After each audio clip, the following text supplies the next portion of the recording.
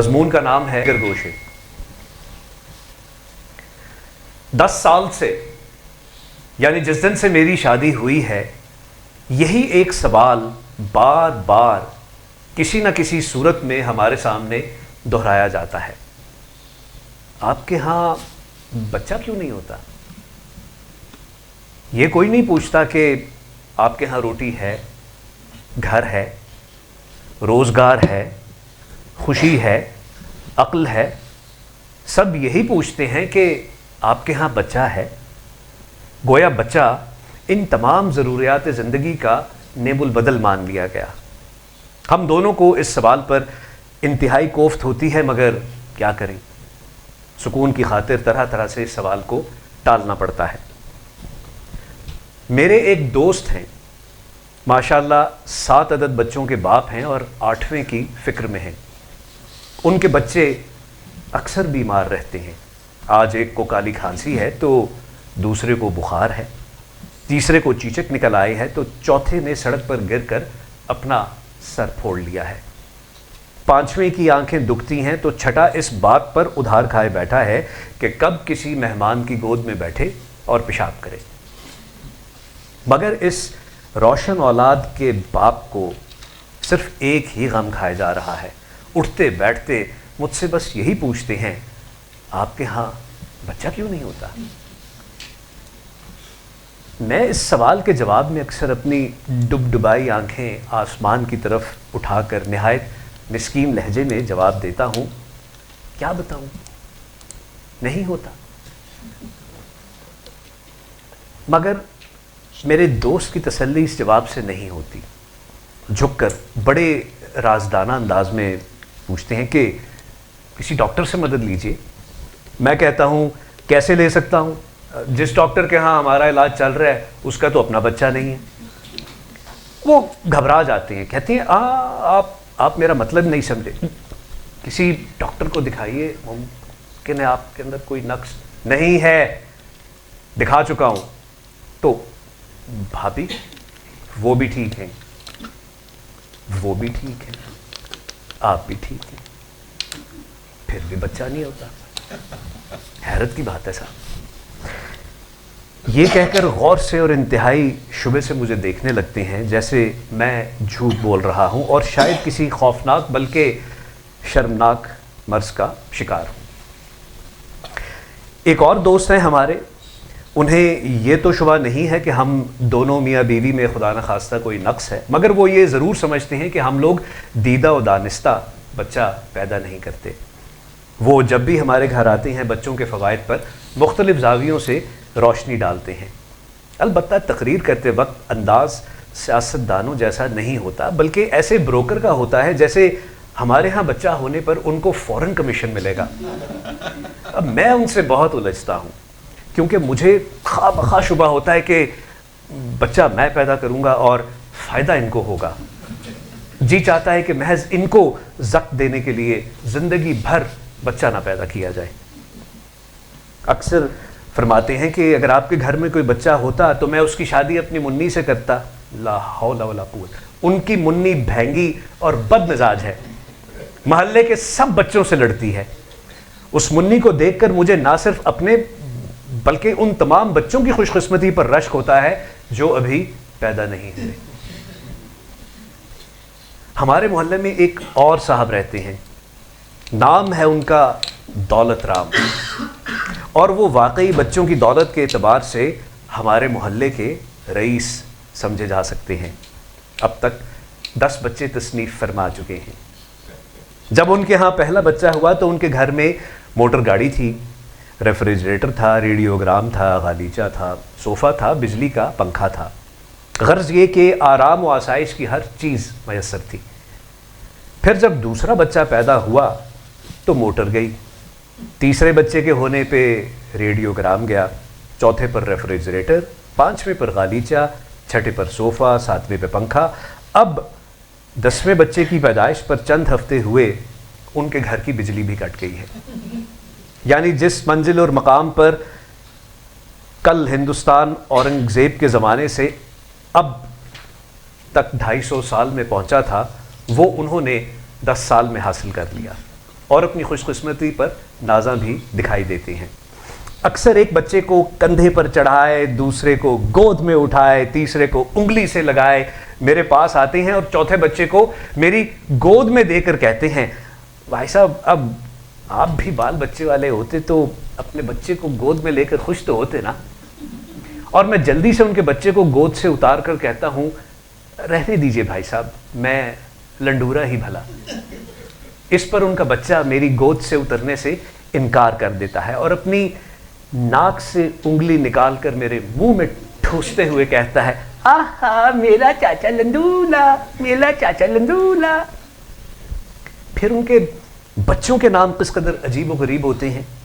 جو لڑکا ہے وہ کٹو ہے یا بجو ہے یا پکو ہے یا سلو ہے یا جنو ہے، اور جو لڑکی ہے وہ گگلی، شنی، چمی، پمی، الی، بلی، مرگلی۔ آج تک آپ نے ان کے کسی بچے کا نام قاعدے اور ڈھنگ کا نہیں سنا ہوگا، اور اس بات سے جہاں والدین کے ذہن کی غربت پر روشنی پڑتی ہے، وہاں ان بچوں کے مستقبل کا بھی کچھ اندازہ ہوتا ہے جو یہ نام لے کر زندگی کے سفر پر بڑھیں گے۔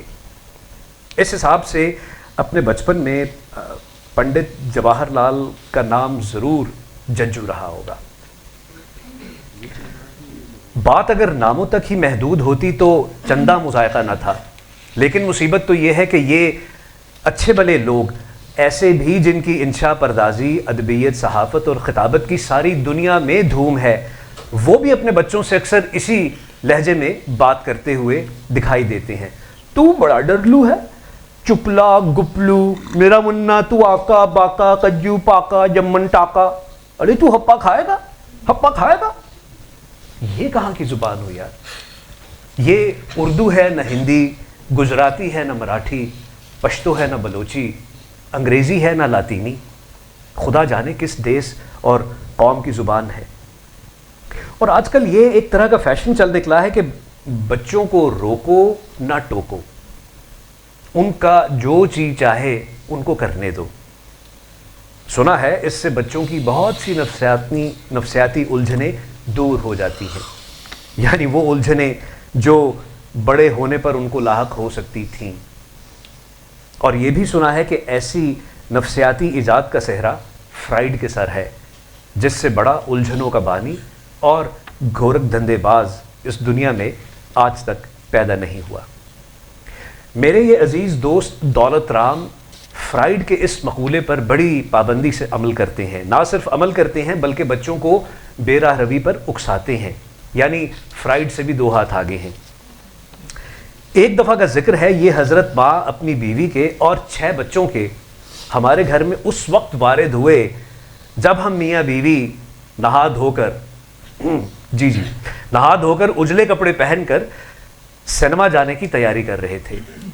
اچھا، ہمارے ہندوستانی سماج کا ایک قاعدہ یہ بھی ہے کہ کتنے ہی ضروری کام یا تفریح سے لیے جا رہے ہوں، گھر میں اگر مہمان آ گیا تو اب آپ کہیں نہیں جا سکتے، مہمان سے کچھ نہیں کہہ سکتے، آپ کو لا محالہ رکنا ہی پڑے گا، گھنٹوں بات چیت کرنی پڑے گی، اور باتوں کے دوران میں بات بے بات بلا وجہ یوں ہی ہنسنا پڑے گا۔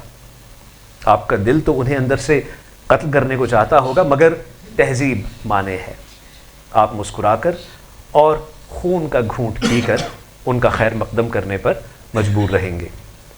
دولت نام نے آتے ہی میری پیٹھ پر ایک زور کا دھپ دیا اور میری کمر میں ہاتھ ڈال کر بڑی بے تکلفی سے میری ہڈی پسلی ایک کرتے ہوئے مجھ سے لپٹ گیا۔ کیا حال ہے؟ ساتھ ہی اس نے میری پیٹھ پر دوسرا دھپ مارا۔ ہاں اچھا ہوں بھائی۔ مسز دولت رام نے میری بیوی سے باتیں شروع کر دی اور بچوں نے غالیچے پر کھڑے ہو کر چاروں طرف کمرے کے سامان کا یوں جائزہ لینا شروع کیا جیسے وہ کسی کمرے میں نہیں جنگل میں آ نکلے ہوں۔ اس کے بعد 2 بچوں نے ٹارزن کی طرح ایک خوفناک چیخ اپنے حلق سے نکالی اور ریڈیوگرام کی طرف لپکے۔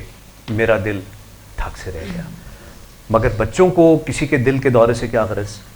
چنانچہ ایک بچے نے بڑھ کر ریکارڈ بجانے شروع کر دیے، دوسرے نے ریڈیو کی سوئی گھمانی شروع کر دی، تیسرا بچہ بک شیلف پر چڑھ گیا اور کتابیں نکال کر پھینکنے لگا، چوتھا بچہ اونچے کارنر پیس پر پڑے ہوئے گلدان کے پھولوں کو للچائی نظروں سے دیکھنے لگا. پھر ایک سٹول اٹھا کر کارنر پیس پر چڑھنے کی کوشش میں لگ گیا. ہائے، میرا دل اچھل کر حلق میں آ گیا. اتنے میں ایک زور کا تڑاخا ہوا. میں نے گھبرا کر دیکھا تو چوتھے بچے نے گلدان سے پھول گھسیٹنے کی کوشش میں گلدان ہی گھسیٹ لیا تھا، اور اب پھولدان فرش پر گر کر 101 ٹکڑوں میں بکھرا پڑا تھا. یہی وہ گلدان ہے نا جو آپ شارجہ سے لائے تھے؟ مسز دولت رام نے پوچھا. نہیں، وہ تو پچھلے ہفتے ہی ٹوٹ گیا تھا جب آپ اپنے چھوٹے بچے کی سالگرہ کا دعوت نامہ دینے آئے تھے. تو وہ دوسرا گلدان تھا جسے ہمارے پٹو نے توڑا تھا. پھر وہ میری بیوی کی طرف مخاطب ہو کر بولی، بڑے بلکڑ ہو گئے ہیں، انہیں کچھ یاد ہی نہیں رہتا کون گلدان کب ٹوٹا. اتنے میں ریڈیوگرام سے ایک بھیانک سی چیخ بلند ہوئی، اور میں نے دیکھا کہ دونوں لڑکے آپس میں لڑ رہے ہیں اور ریڈیو کے دونوں بٹن ریڈیو سے نکل کر ان کے ہاتھوں میں آ چکے ہیں. بڑے لڑکے نے چھوٹے لڑکے کے کھوسا مارا. شاباش، دولت رام چلایا، مگر کھوسا لڑکے پر پڑنے کی بجائے ریڈیوگرام کے کانچ پر پڑا اور اس کے ٹکڑے ٹکڑے ہو گئے. لڑکا سہم گیا. ہائے، ڈر گیا میرا لال، ڈر گیا میرا لال. مسز دولت رام نے جلدی سے اپنے بچے کو اپنے گھٹنوں پر سمیٹ لیا. اتنے میں دیکھا کہ 3 بچے کتابوں پر جھکے ہوئے ہیں اور کتابوں سے تصویریں پھاڑ پھاڑ کر الگ کر رہی ہیں. بچوں کو مطالعے کا کس قدر شوق ہوتا ہے یہ بات آج ہی سمجھ میں آئی. اتنے میں دیوان غالب کے مصور ایڈیشن پر 2 بچوں کا جھگڑا ہو گیا. دونوں بچے اس کتاب کو اپنی طرف کھینچنے لگے اور اس کھینچا تانی میں آدھی کتاب ایک بچے کے پاس اور باقی کی آدھی کتاب دوسرے بچے کے ہاتھ میں رہ گئی. اور غالب زبان حال سے یہ کہتا رہ گیا، بازیچہ اطفال ہے دنیا میرے آگے، ہوتا ہے شب و روز تماشا میرے آگے. 5واں اور 6ٹھا بچہ دونوں بڑے ہوشیار تھے.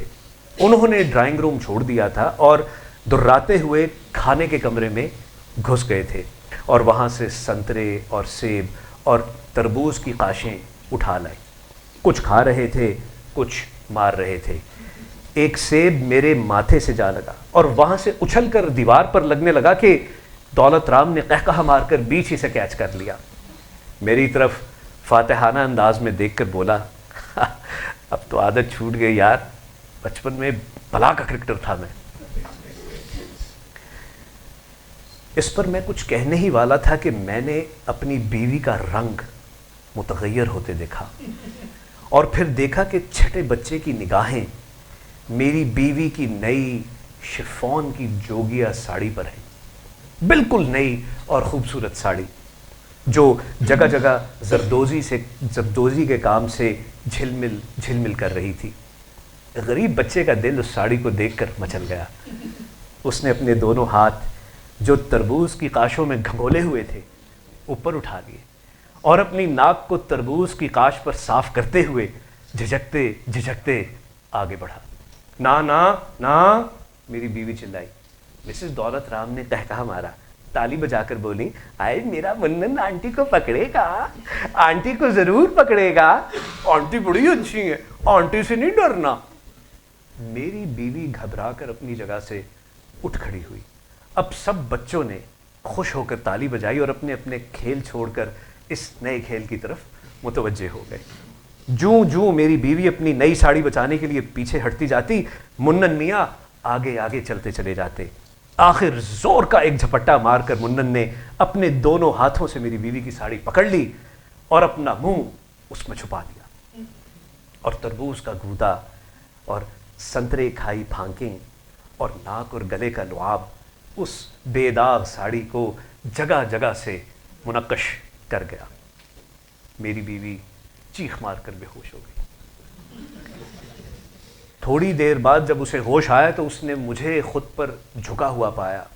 مجھ سے نظریں ہٹا کر جو کمرے کا جائزہ لیا تو اس کی آنکھیں حیرت سے پھٹی کی پھٹی رہ گئیں. کمرے میں کوئی چیز صحیح و سلامت نہیں تھی. کتابیں، پھولدان، ریڈیوگرام، میز، تپائیاں، کرسیاں عجیب بے ترتیبی کی حالت میں اس طرح پڑی تھیں جیسے اس گھر پر ابھی ابھی نشہ بندی پولیس نے چھاپا مارا ہو، اینٹی نارکوٹکس۔ میری بیوی کے لب بہت سختی سے اندر ہی اندر کو بھینچ گئے۔ اس نے زور سے میرا ہاتھ پکڑا اور ادھر ادھر دیکھتے ہوئے مجھ سے گلوگیر لہجے میں لیکن مضبوط اور پختہ ارادے والے لہجے میں کہا، مجھے بچہ چاہیے، ضرور چاہیے، بچہ ہوگا، ضرور ہوگا۔ اس واقعے کے ٹھیک 9 ماہ بعد ہمارے گھر بچہ پیدا ہوا جسے ہم محض اس امید پر پال رہے ہیں کہ وہ بڑا ہو کر سارے ہمسایوں کا سامان بنے۔